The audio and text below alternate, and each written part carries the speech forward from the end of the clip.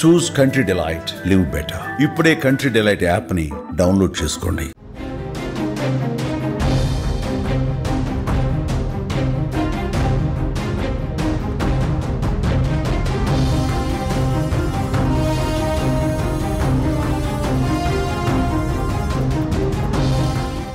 Big breaking news చూస్తున్నాం. సూర్యాపేట పోలీసులు ఒక అంతర్రాష్ట్ర కిడ్నాప్ ముఠాని అదుపులోకి తీసుకున్నారు. ఈ అంతర్రాష్ట్ర కిడ్నాప్ ముఠా కేవలం పసిపిల్లల్ని ఎత్తుకొచ్చి తెలుగు రాష్ట్రాల్లో అమ్ముతోంది.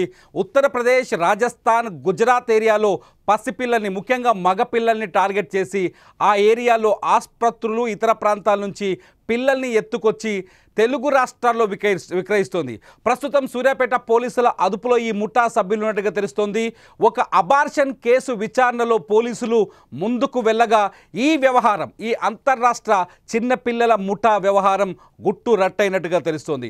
పోలీసుల అదుపులో ప్రస్తుతం నిందితులు ఉన్నారు. అందులో నిందితుల్లో 6 మహిళలు ఉన్నట్టుగా తెలుస్తోంది. అట్లాగే 4 పురుషులు ఉన్నట్టుగా తెలుస్తుంది. మహిళలే 6 ఉన్నారు ఈ ముఠాలో, 4 పురుషులు ఉన్నట్టుగా తెలుస్తుంది. గతంలో కూడా ఈ ముఠా పసిపిల్లని కిడ్నాప్ చేసి ఇక్కడ విక్రయిస్తున్నట్టుగా పోలీసులకు సమాచారం ఉంది. అంతేకాదు ఇప్పటి వరకు ఈ ముఠా 100 మంది పసిపిల్లల్ని విక్రయించినట్టుగా సమాచారం అందుతుంది. ఇతర రాష్ట్రాల్లో ఉన్న పిల్లల్ని ఎత్తుకొచ్చి అక్కడి నుంచి తీసుకొచ్చి తెలుగు రాష్ట్రాల్లో పిల్లలు లేని వాళ్ళని టార్గెట్ చేసి వాళ్ళకి ఒక్కో చంటి బిడ్డను 3 లక్షల నుంచి 7 లక్షల రూపాయలకు విక్రయిస్తున్నట్టుగా సమాచారం అందుతుంది. పోలీసులు చాలా స్పష్టంగా చెప్తున్నారు, పసిపిల్లల ముఠా ఈ ముఠా కేవలం పసిబిడ్డల్ని టార్గెట్ చేస్తున్నది. వాళ్ళ దగ్గర ఇప్పుడు 16 నెలల ఒక పసికందుని కూడా స్వాధీనం చేసుకున్నామని పోలీసులు చెప్తున్నారు. సూర్యాపేట పోలీసులు ఎస్పీ ఈ కేసుని నేరుగా విచారిస్తున్నారు. ఈ కేసుకు సంబంధించిన మరింత సమాచారాన్ని మా సూర్యాపేట ప్రతినిధి నిరంజన్ అందిస్తారు. నిరంజన్, ఏంటి పరిస్థితి? అసలు ఈ ముఠా ఎలా దొరికింది? వాళ్ళ దగ్గర ఇప్పుడు ఎంతమంది పిల్లలు ఉన్నారు? మొత్తం ఈ మానవత్వాన్ని చీల్చే ఒక చీకటి వ్యాపారంగా శిశువికి అనేది చెప్పుకోవచ్చు. అయితే మొత్తం ప్రస్తుతం తెలుగు రాష్ట్రాల పాటు దేశంలో శిశువులను విక్రయించడం అనేది మానవ హక్కుల ఉల్లంఘన కిందికి వస్తుంది.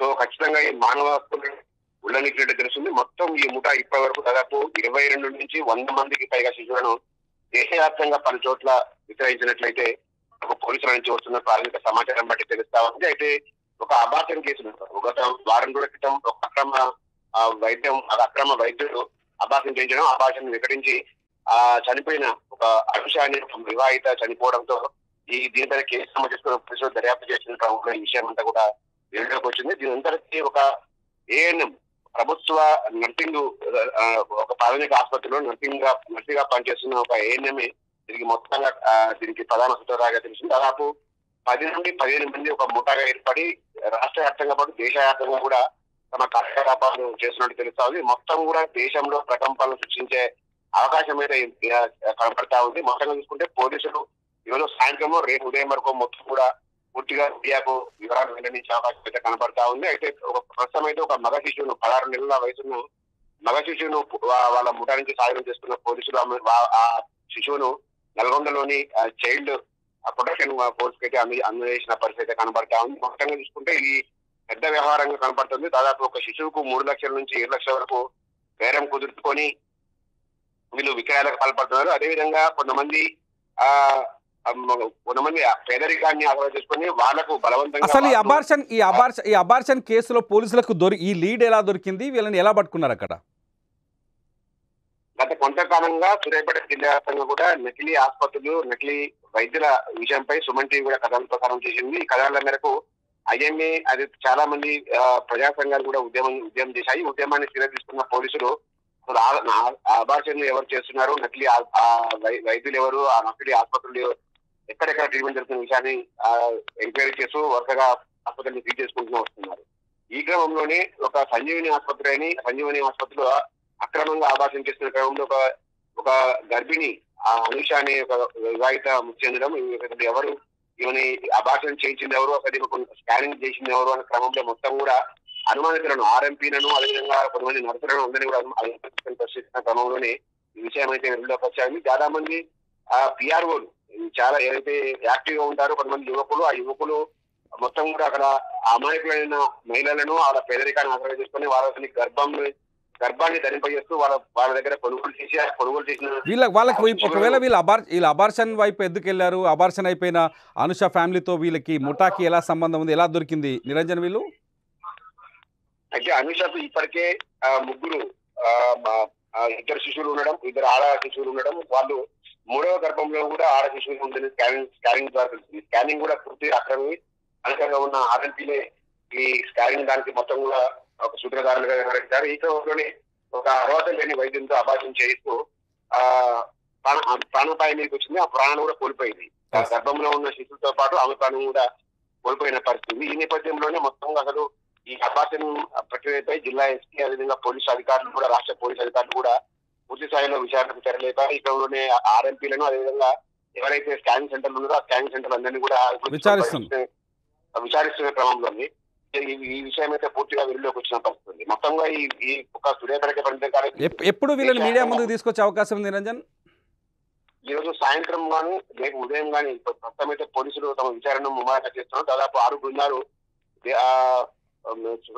జిల్లాలతో పాటు బయట ఆంధ్రప్రదేశ్ అదేవిధంగా బయట రాష్ట్రాల్లో కూడా పెద్ద ఎత్తున బృందాలు విచారణ అయితే ముమ్మరంగా చేశారు. ఈ రోజు సాయంత్రం వరకు కానీ రేపు ఉదయం కానీ మీడియా ముందు ప్రవేశపెట్టే అవకాశం ఉంది. మీడియా ముందు పోలీసులు మాత్రం పూర్తి స్థాయిలో ప్రెస్ మీట్ పెడితేనే పూర్తి వివరాలు తెలిసే అవకాశం ఉంది. Right Niranjan, thank you so much. ఇది మొత్తానికి సూర్యాపేటలో ఒక అంతర్రాష్ట్ర చిల్డ్రన్స్ సేలింగ్ అంటే విక్రయాల ముఠ, పిల్లలని విక్రయించే ముఠ చాలా స్పష్టంగా దొరికింది. పోలీసులకు చేతులు ఇరుక్కుపోయింది ఈ ముఠ. కొద్ది రోజుల క్రితం ఒక ఆసుపత్రిలో అక్రమంగా అబార్షన్ చేయడానికి డాక్టర్లు ప్రయత్నించారు. ఆ అబార్షన్ వికటించి అనుష అనే ఒక మహిళ చనిపోయింది. ఆ మహిళ చనిపోయిన తర్వాత ఈ అబార్షన్ ముఠా వెనుక ఉన్న వాళ్ళు ఎవరు, ఈ ల్యాబుల్లో టెస్టులు చేయిస్తున్న బ్యాచ్ ఎవరంటూ ఈ ఏఎన్ఎంలు అట్లాగే ఆర్ఎంపీ డాక్టర్లని పోలీసులు వేటాడారు. ఆ వేటలో భాగంగా ఈ ముఠా విక్రయాలు, ఈ పిల్లని అమ్మే ఈ ముఠా కూడా దొరికినట్టుగా తెలుస్తుంది. మొత్తం ఈ ముఠాలో ఏఎన్ఎం కీలకంగా వ్యవహరిస్తున్నట్టుగా తెలుస్తుంది. ఒక ఏఎన్ఎం ఈ ముఠాలో ఉండి ఈ పిల్లల విక్రయాలను దగ్గరగా చూస్తున్నట్టు తెలుస్తుంది. స్థానికంగా ఎవరికైతే పసిబిడ్డలు లేరో లేకపోతే ఎవరైతే ఆడపిల్లలు ఉన్నారో వాళ్ళకి మగపిల్లల్ని తీసుకొచ్చి అమ్ముతున్నట్టుగా సమాచారం అందుతుంది. ప్రస్తుతానికి ఆ ఏఎన్ఎంను కూడా సూర్యాపేట జిల్లా పోలీసులు అదుపులోకి తీసుకున్నారు. ఆమెను కూడా ప్రశ్నిస్తున్నారు. ప్రస్తుతం ఈ సూర్యాపేటలో ప్రస్తుతానికి ఈ ఒక్కసారిగా ఈ కిడ్నాపింగ్ ముఠా దొరకడంతో సంచలనంగా మారింది. ఇప్పటివరకు ఎంతమంది తెలుగు రాష్ట్రాల్లో ఈ ముఠా నుంచి పిల్లలను కొనుగోలు చేశారనేది కూడా పోలీసులు ఎంక్వైరీ చేస్తున్నారు. బృందాలుగా విడిపోయి వీళ్ళు ఎక్కడెక్కడ పసిబిడ్డల్ని ఎత్తుకొచ్చారనే విషయాన్ని కూడా వెలికితీస్తున్నారు. ఇప్పటికే పోలీసుల అదుపులో ఉన్న ఈ ముఠా దగ్గర సమాచారాన్ని సేకరిస్తున్నారు పోలీసులు. ఇతర రాష్ట్రాలకు కూడా పోలీసు బృందాన్ని పంపించడానికి ఏర్పాట్లు చేస్తున్నారు. మొత్తంగా సూర్యాపేటలో సూర్యాపేట పోలీసులకు దొరికిన ఈ ముఠాలో హైదరాబాద్కు సంబంధించిన కొందరు వ్యక్తులు ఉన్నట్టుగా తెలుస్తుంది. అట్లాగే విజయవాడకు సంబంధించిన కొందరు వ్యక్తులు కూడా ఉన్నట్టుగా తెలుస్తుంది. సూర్యాపేట కేంద్రంగా ఈ ముఠా పనిచేస్తుందా లేకపోతే ఇంకా దీనికి ఉన్న లింకులేంటి అనే విషయాన్ని కూడా ఆరా తీస్తున్నారు సూర్యాపేట పోలీసులు. ఇది ఇప్పటివరకున్న సమాచారం. మీ పసిబిడ్డల్ని ఆసుపత్రుల్లో కష్టపడి పసిబిడ్డల్ని ఆసుపత్రుల్లో పిల్లల్ని అంటే డెలివరీకి వచ్చిన తల్లులు ఖచ్చితంగా మీ బిడ్డల పట్ల జాగ్రత్తగా ఉండండి.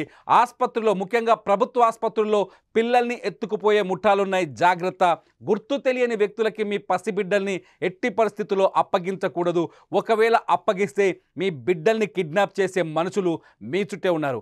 అమాయకంగా ఉంటారు, ప్రేమను నటిస్తారు, ఆప్యాయంగా మాట్లాడతారు, పసిబిడ్డల్ని ఎత్తుకొని పారవుతారు. గతంలో అనేక కేసులు ఇలాగే నమోదయ్యాయి. ఈ ముఠా అటువంటి వ్యక్తులే ఈ ముఠా సభ్యులు అటువంటి వ్యక్తులకు డబ్బులు ఇచ్చి బిడ్డల్ని ఎత్తుకెళ్ళి వేరే ఎక్కడో గుర్తు తెలియని ప్రాంతంలో మన బిడ్డల్ని అమ్మేస్తారు. మరికొందరిని అనాథలుగా మార్చేస్తారు. మన బిడ్డల్ని అన్నీ ఉన్న మన బిడ్డల్ని అనాథలుగా మార్చేస్తూ డబ్బులు చేసుకుంటారు ఈ ముఠా సభ్యుల పట్ల జాగ్రత్తగా ఉండండి. అట్లాగే ఇటువంటి వారికి ఎలాంటి శిక్షలు విధించాలి, పసిపిల్లల్ని ఎత్తుకెళ్ళి అక్రమంగా విక్రయించే ఇటువంటి వాళ్ళకి ఎలాంటి శిక్షలు విధించాలి అనేది మీరు ఖచ్చితంగా ఈ వీడియో కింద ఖచ్చితంగా కామెంట్ చేయండి. అప్పటి వరకు చూస్తూనే ఉండండి Suman TV live updates in Suman TV live.